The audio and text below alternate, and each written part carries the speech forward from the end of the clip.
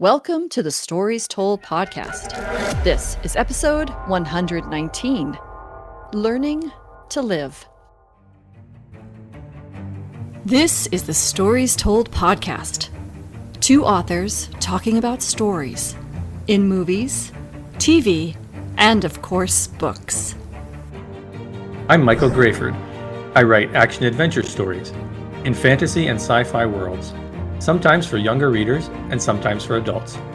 And I try to always inject at least a little bit of humor. And I am author E.W. Barnes, and I write action-adventure, time travel novels, and space opera science fiction. Thousands of years, thousands of worlds. But be forewarned, beyond here, there will be spoilers. Are you ready for the adventure? Let's begin.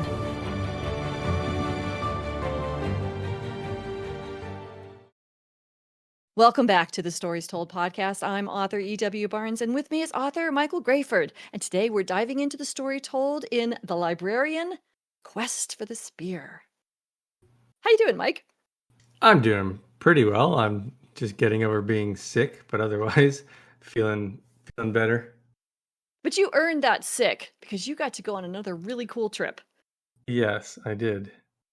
I was all That's over awesome. the place in Scandinavia and the Nordic countries. And what is the most interesting story that you brought back from your trip? Ooh, that's a good question. Most interesting story. There are so many little fun moments that I had there. It was most of it was with a group, so there's other people there. We just had a lot of fun roaming around, doing city tours, and then kayaking, canoeing, and hiking and caving and all kinds of stuff. Yeah, I don't know if I'm trying to think of something specific, like a specific story. I don't know. There's just lots of fun little moments Yeah, in the group, yeah, that's great. So I know you've been gone for a while and you've been back and you've kind of been nursing a little bit of the post-travel illness, but have you had an opportunity to see any interesting stories, find any interesting stories, read any interesting stories in books, movies, or television? Oh, I was watching a show you recommended, actually, I think. Light and Magic, talking Nope. about you didn't mention. Okay, so somebody mentioned that to me. I don't know who it was. Talks about the foundation of the formation of industrial light and magic. Oh yeah, I did recommend that too. Yes. Yeah, when Lucas was Yeah. making Star Wars, and then up through the present day.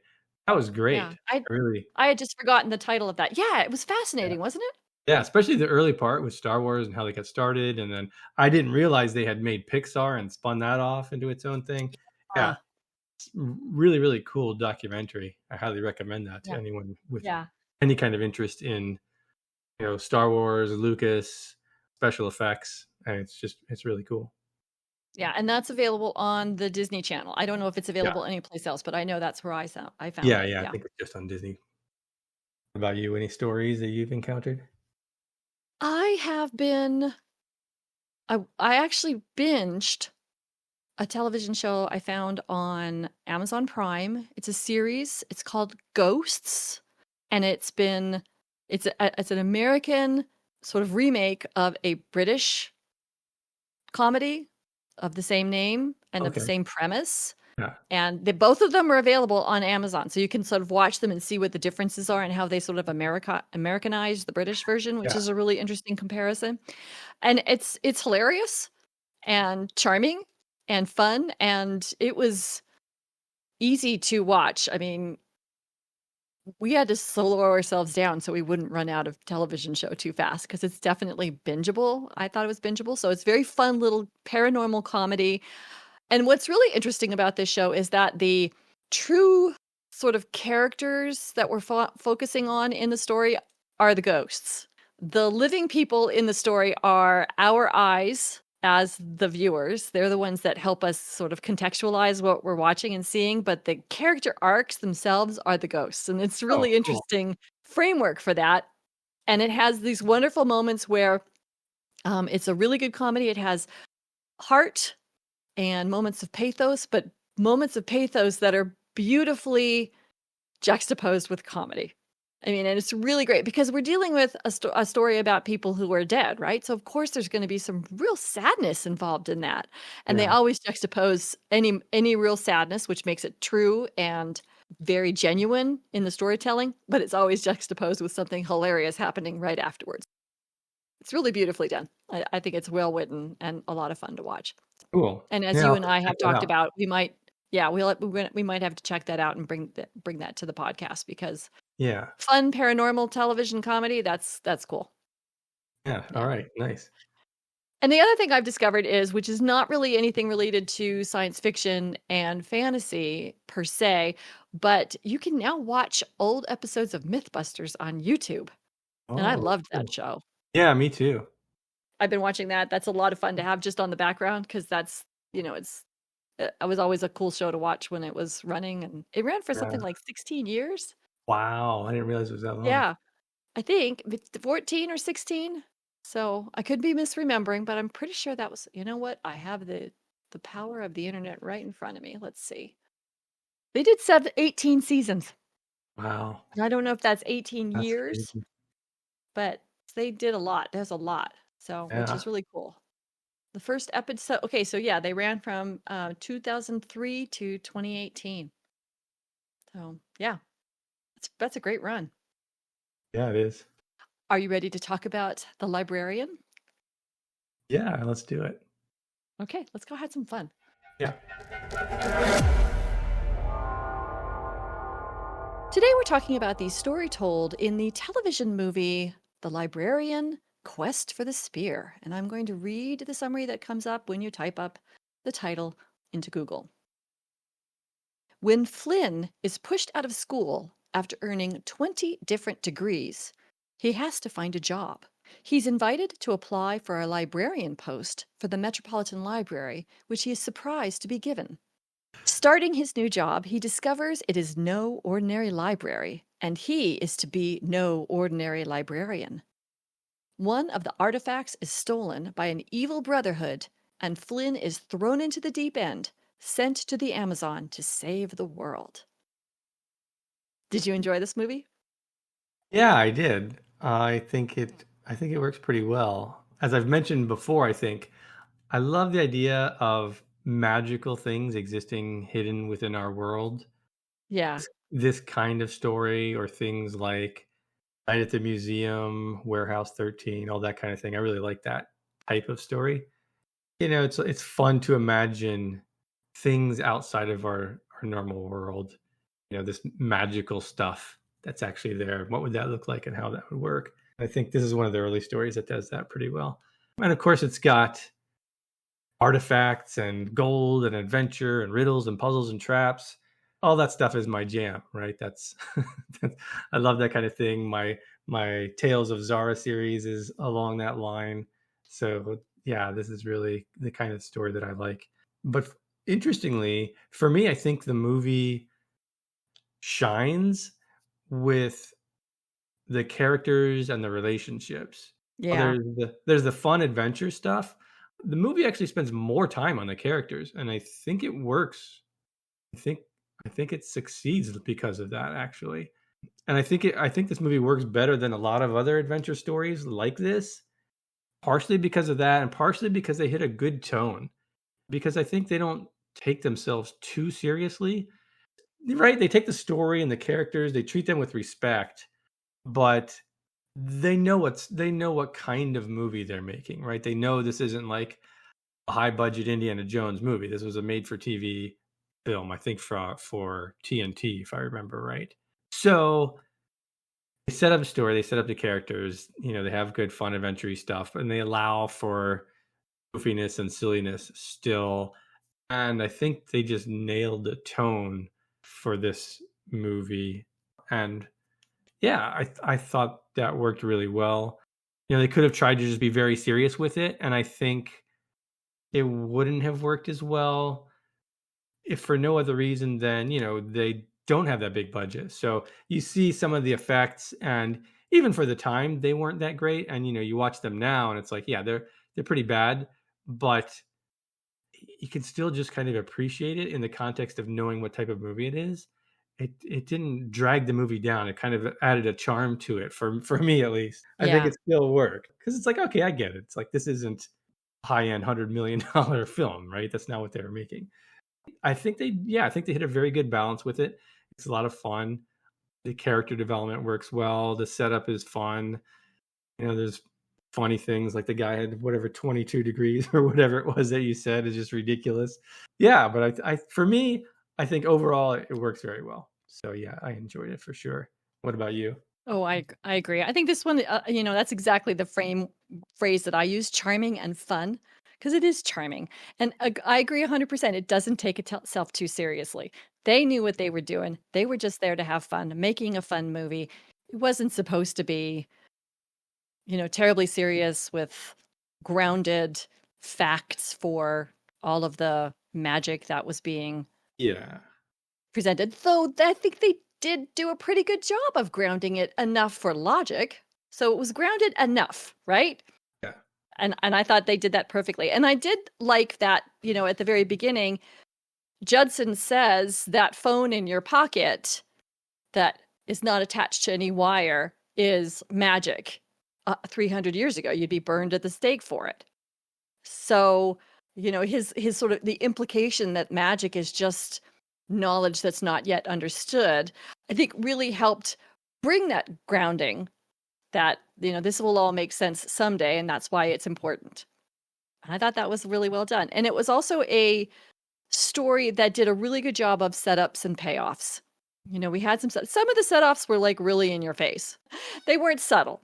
But again, that was part of the campy, charming funness of it. We're going to do this setup so we can get this fun payoff later. But that was okay because they kept that tone throughout. Yeah.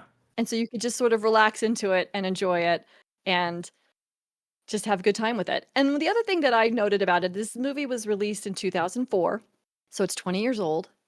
And it really still holds up. Like you said, some of the, special effects don't really hold up, but the story still holds up.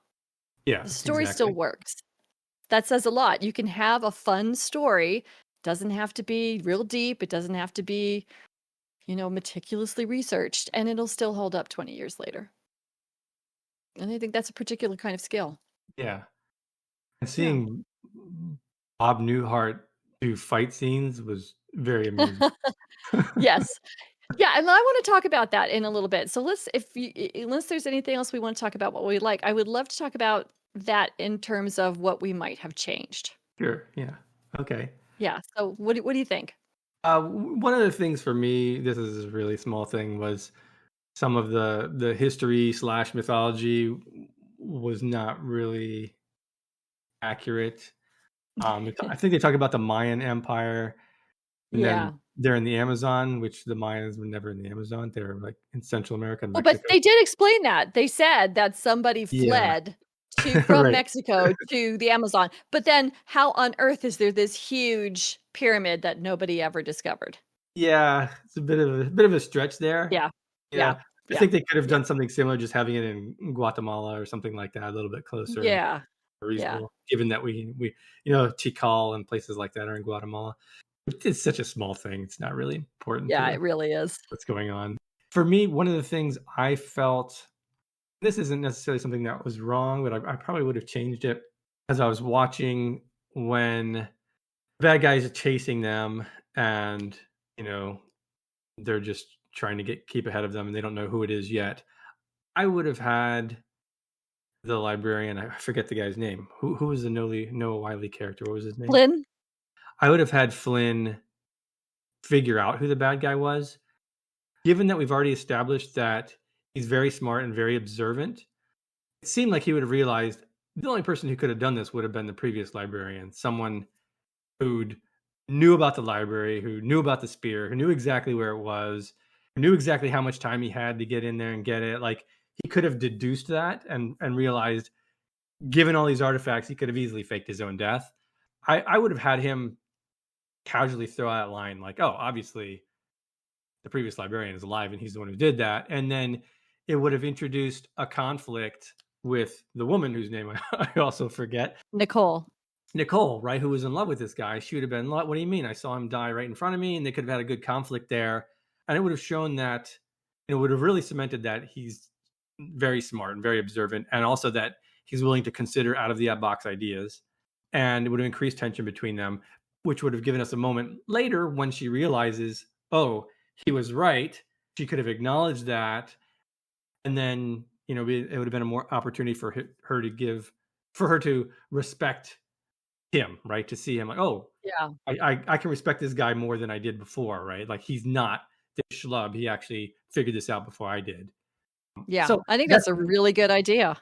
that's something that I would have changed. Obviously not important, but it would have given a little bit more emotional complexity there, I think, and Yeah. really shown his competence.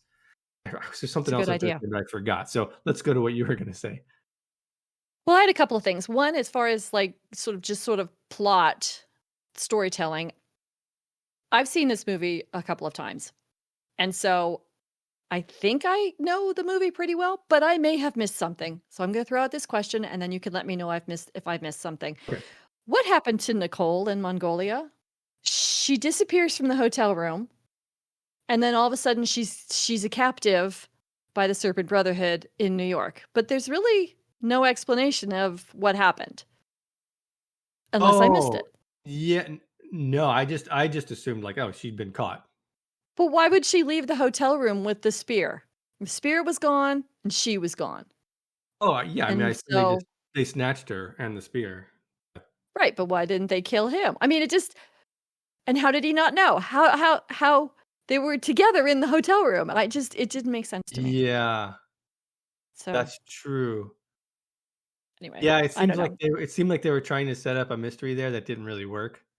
Yeah. That's a Yeah. good And point. well, it didn't get explained. Just a little bit of dialogue of her saying, "I didn't want them to kill you, so I brought them the spear so that they wouldn't continue to hunt you." Something Yeah, which would or then, yeah, yeah. or he leaves and comes back and she's gone, and he's like, "Oh, did she take off with the spear?" Yeah, Right. I mean, either of those would have well, worked. just to explain why she was gone, how she disappeared from the hotel room that they were Right, both in. yeah. So, yeah. The other thing is that and this may be a passage of time thing, but on the rewatch that I did, it felt like the camp was a little too campy sometimes. And when you mentioned, Judson's fighting, which was fun, I think it was taken so again, tongue in cheek. They didn't take it too seriously, but what they did take seriously was the chick fight. And it kind of came off a little cringe. And I Yeah, don't know if that's just the time frame. 20 years ago it would have worked. Now it doesn't. I yeah, don't I know. think probably his time frame, yeah. Yeah. That kind of Yeah. thing So, was and then more common. yeah. So, like they have the special music and the chicks are lining up to really start to fight each other. And I was like, Yeah, really? And then also, and again, this could be a time thing where, and I love Olivia Dukakis. She was an amazing actress. And so I think she's great as Flynn's mom, but her sort of drive that he have a relationship and have a job, that seemed a little over the top too. So, and y again, that could be a time thing. yeah, maybe it's a time thing. I've definitely seen that Yeah. before, but it did feel a bit one note, I will agree with that. Yeah. Yeah. That's a great way of putting it. One note. Yeah. Other than that, and again, these are small things. This does not take away from the movie. It just took me out of the story for just a little bit, but then I was able to get back in really Yeah. easily. So it's a very small thing. And again, if we just have to identify something that I might do differently as a writer, just shift things up just a little bit. Yeah. Yeah, I agree with those. I think, yeah, maybe it's some of it is, the era, because Yeah. Yeah. I agree. I don't think you would really see that as much now. I think the setup would still be there, but there'd be maybe a little bit more depth or nuance to it. Yeah. So let's talk about theme. Did you come away with a theme for this Oh, movie? the theme, yeah. So what I came up with is you have to get out and live life to fulfill your potential. Oh, nice. What do That's you a good get? one. That's a very good one. I had one that I sort of extrapolated based on the character arc. I like yours better though, so I may just land on yours instead. But mine was believe in yourself because my feeling was that Flynn did not go out into the world because he didn't believe in himself. He didn't think he had what it Yeah. I took, think and that's then he fair. was forced out into the world and forced to believe in himself. But I like yours too. I think And there I I think think both of them work. Yeah. Yeah, I think they both are connected, actually. So as a writer, what do you take away from the librarian quest for the spear? For me, this could easily have been a super cheesy, ultimately dumb action adventure movie, but it struck a good balance between the adventure aspects, with the fighting and the puzzles and the traps and things like that, and the characters. So for me, that's the thing. Remember that the story is about the characters, because had they not done that, I don't think we would have watched this today, again, years later. And still enjoyed it. Yeah, and enjoyed it. Yeah. Yeah. And ultimately what? They made more movies and a TV series off of this. So they Yeah. found something that worked. So watched we talked about back in June, another action adventure movie. Do you remember that? June, you're talking months ago now. Yes, I know. And I had to go back and look up the name of the movie because it was such a forgettable movie. It just feels so bad to say that. The Oh, fount I don't the know. f the Fountain of Youth. Remember? We Oh, watched Fountain of that? Youth. Yeah, yeah, Yeah. yeah. Yeah, yeah. So here we've got another action adventure movie of the same ilk, right down to, like, pyramid stuff. And Yeah.